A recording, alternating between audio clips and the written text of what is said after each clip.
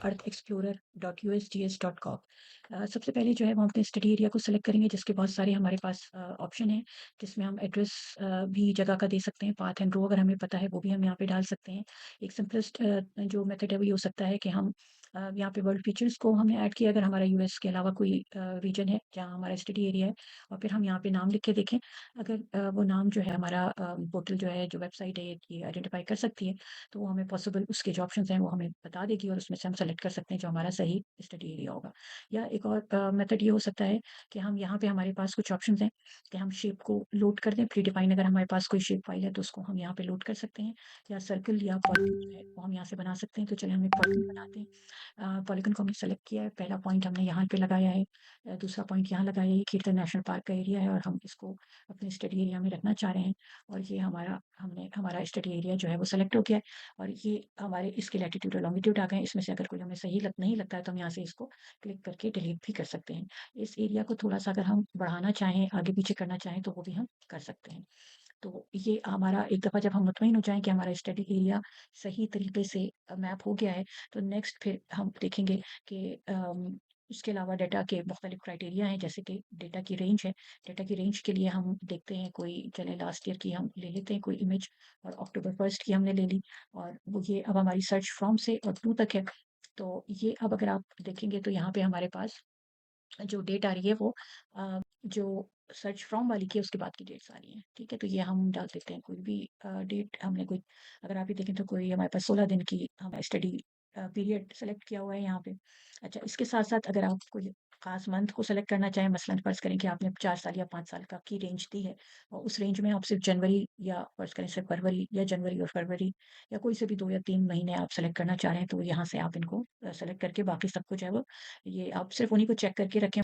तो इस तरह से आपकी सर्च मंथ भी यहाँ पे सेलेक्ट हो जाएँगे। फ़िलहाल हमने ऑल ही रखा है क्योंकि हमारी ज़्यादा से ज़्यादा एक इमेज आएगी इस टाइम के अंदर। और फिर उसके अलावा जो है वो हमारे पास क्लाउड कवर है। क्लाउड कवर जब आप खोलेंगे तो ये आपको 0 से 100% का नज़र आएगा। आप लेकिन आप इसको चेंज कर सकते हैं 10%, अगर आपको बहुत ही ज़्यादा क्लियर इमेज चाहिए तो आप 0% भी कर सकते हैं, नहीं तो यूजुअली जो हम यूज़ करते हैं 10 टू 20% हम इसको यूज़ कर रहे होते हैं। बाद हम डेटा सेट्स में जाते हैं। डेटा सेट्स में यहाँ पे बहुत सारे हमारे पास डेटा सेट्स मौजूद हैं, और क्योंकि हमें आज जो है वो लैंडसेट की इमेजेस को डाउनलोड करना है, तो ये यहाँ पे लैंडसेट इमेज, इसके अंदर लैंडसेट कलेक्शन 2 लेवल 2 हम इसको देखेंगे। और यहाँ पे हमें, अच्छा, जिस भी जो हमारे पास यहाँ पे जो डेटा सेट्स हैं, अगर उनकी हमें इन्फॉर्मेशन चाहिए हो कि ये क्या है, इनकी इन्फो क्या है, तो कलेक्शन की इन्फो जो है वो हम यहाँ से जाके देख सकते हैं।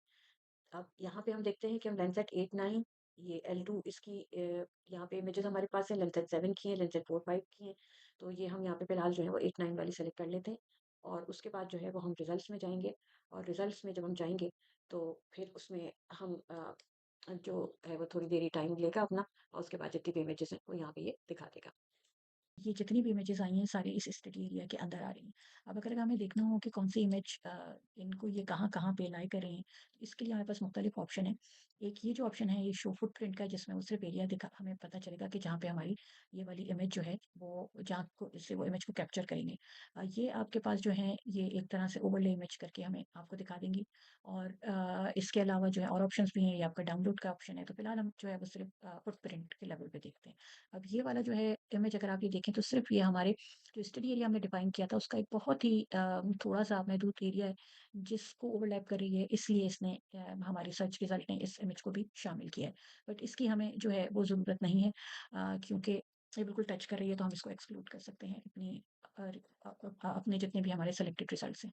अच्छा, अब इसके बाद जो है वो हम उसको हमने एक्सक्लूड कर दिया। अब हम दूसरी इमेज को देखते हैं। ये इमेज वो है कि जो ज़्यादा एरिया हमारा है उसको कवर कर रही है, बाकी इमेजेस को भी देख लेते हैं।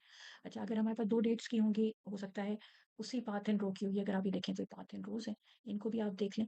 तो अगर उसी पाथ एंड रो की, क्योंकि एक ही पाथ और एक ही रो की है, तो फिर वो इमेज जो होगी वो एक के ऊपर एक ओवरलैप हो रही होगी, और मुख्तलिफ उसकी डेट मुख्तलिफ होगी। अच्छा, ये इमेज भी हमारे पास बिल्कुल ही कॉर्नर जो स्टडी एरिया उसको टच कर रही है, इसको भी हम निकाल सकते हैं। अगर हमें पूरा ही स्टडी एरिया कवर करना है, तो फिर हमें लाज़िमन उन सारी इमेजेस को कंसीडर करना होगा, और बाद में फिर उनको क्लिक करके और बाकी एरिया को वहाँ से डिलीट करना होगा। अच्छा, अब हम नेक्स्ट देखते हैं। नेक्स्ट जो हमारी इमेज है ये यहाँ पे आ रही है। ये एक और इमेज हमारे पास आ रही है। हम सारी इमेजेस के फुटप्रिंट देख लेते हैं। ये अगर आप ये देखें तो ये काफ़ी जो है इमेजेस जो हैं वो एक के ऊपर एक, इनका काफ़ी कुछ जो कॉर्नर साइड्स हैं वो एक के ऊपर एक ओवरलैप भी हो रही है। अच्छा, तो फिलहाल ये जो हम कॉर्नर कॉर्नर पे इन सबको हम डिलीट कर देते हैं। इनको फ़िलहाल रहने देते हैं, इसको भी हम डिलीट कर देते हैं, इसको भी हम डिलीट कर देते हैं। हमें सिंगल इमेज पे काम करना है, तो हम सिर्फ़ अभी सिंगल इमेज में इंटरेस्टेड हैं, जो ज़्यादातर हमारे स्टडी एरिया को कवर कर रही है। अच्छा जी, इसको भी हमने डिलीट कर दिया। अब हमारे पास अ, जो इमेज बची है, ये हम डिलीट पहले ही कर चुके हैं। तो अब हमारे पास बची एक 152 पाथ 42 वाली, और ये ओवरलैप कर रही है इस इमेज से, जो अगेन जिसका पाथ 152 42 ही है। और इसमें सिर्फ जो है वो अगर आप देखेंगे तो डेट एक्वायर्ड जो है इसमें 2024 10 4 दी हुई है, और यहाँ पे 2024 10 12 दी हुई है। तो इसमें से कोई सी भी एक इमेज को हम सेलेक्ट कर सकते हैं। तो चलें हम जो है वो इस इमेज को सेलेक्ट कर लेते हैं।